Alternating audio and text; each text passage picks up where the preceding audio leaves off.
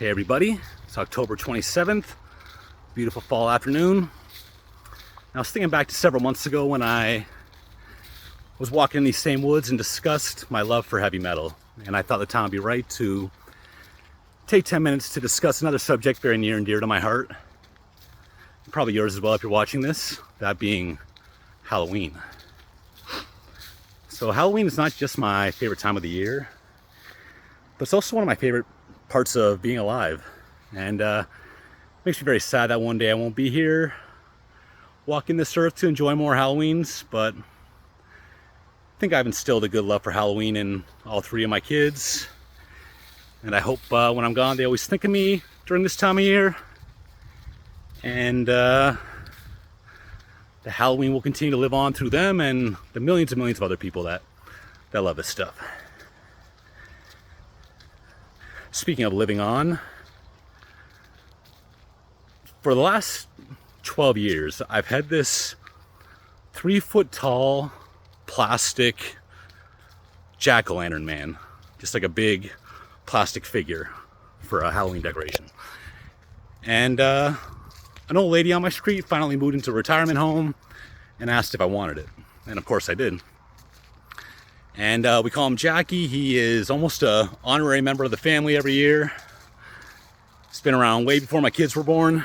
And even though realistically it was probably made in the 70s or the 80s, it looks way older than that, like it's from the 40s or something. It's very unique. Got a lot of compliments on it over the years. And I thought it was awesome. Yesterday morning I wake up and he is gone from my front yard.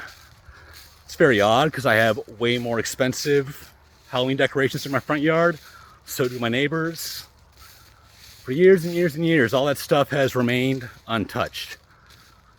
But that piece of plastic, I guess someone really wanted that. And I have to assume that it's a Halloween freak like myself that just had to have it. And definitely not cool. I think most of us Halloween fans, when we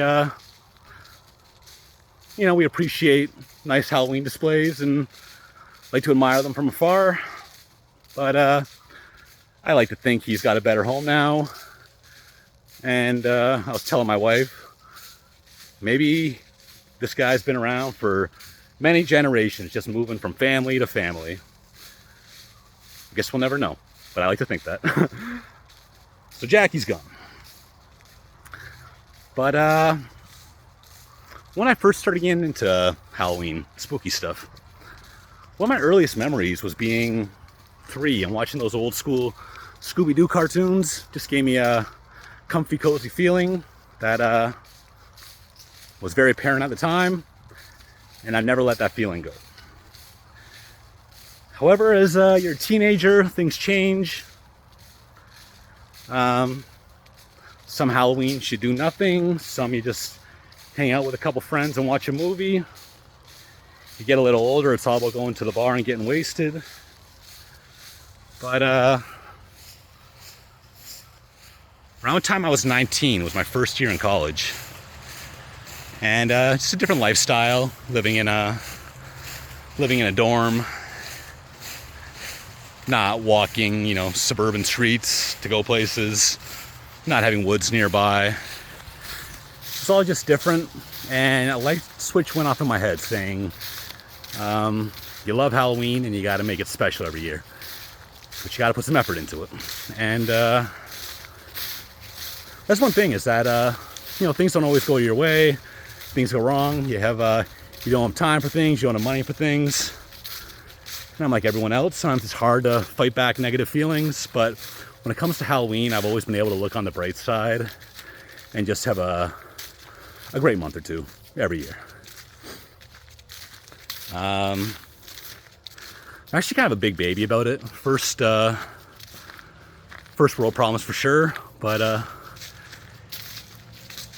I take the last week of October off every year. And sometimes the boss will be like, well, you know what? I know you like Halloween, but you can still have XYZ, come to work XYZ, and you can still have Halloween off. And Makes me say, you know what? You don't get it. It's not just going to the bar for an hour on Halloween night. It's a whole thing. Sometimes friends and family will say, you're 40 years old. Is it that big a thing to you? You know what? Yeah, it is. And no one else should care. That's why even, you know, my parents love them to death. But we've been pretty clear over the last several years that Halloween's not a good day to visit. If you're not all hands on deck to have immature Halloween fun, then that's not the day to visit.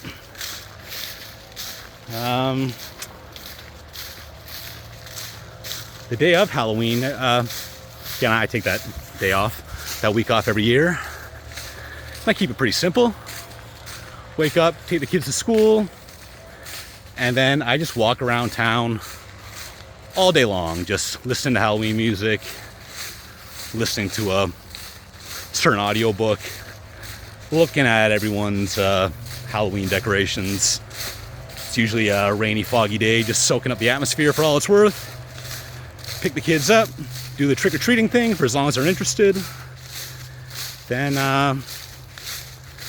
put them to bed and just watch a certain movie that we agreed upon beforehand with my wife. This year I think we're gonna watch Hell House Origins. I always enjoy those Hell House movies, and they're gonna put out a Origins one on Halloween Day. So I think that's our pick for 2023.